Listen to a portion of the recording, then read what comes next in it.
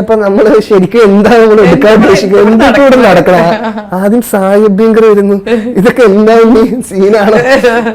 അപ്പൊ പക്ഷെ അത് എല്ലാം ഒത്ത് ചേർന്ന് വന്നതാണ് അൽഫോൺസ് പുത്രൻ. അൽഫോൺസ് ഏട്ടൻ നമുക്ക് തരുന്ന ഒരു വൈബ്, അതായത് പുള്ളിയുടെ കൂടെ കോളേജിൽ പഠിച്ച പോലെ പുള്ളി എല്ലാവരോടും സംസാരിക്കുന്നു.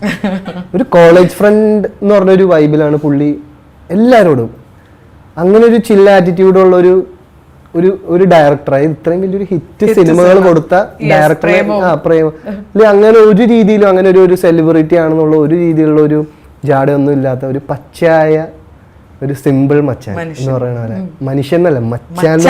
അത്രയും നമുക്ക് അങ്ങനെ ഒരു കമ്പനി തന്ന് നമ്മളിൽ ഒരാളായി നിന്ന് വളരെ നല്ലൊരു ഓർമ്മയായിരുന്നു. പിന്നെ ശാന്തനു ബ്രോനെ ഞാൻ ശരിക്കും പറഞ്ഞാൽ എൻ്റെ 6th സ്റ്റാൻഡേർഡിലാണ് ഏഞ്ചൽ ജോൺ ഇറങ്ങുമ്പോൾ കാണുന്നത്. അന്ന് പുള്ളിക്കാരൻ മേ ബി 12th എന്തോ ആണ്. 12th ഇറങ്ങി അങ്ങനെ നേരെ സിനിമയിലേക്കാണ് പുള്ളി പോയത്. അങ്ങനെ അപ്പോൾ ആ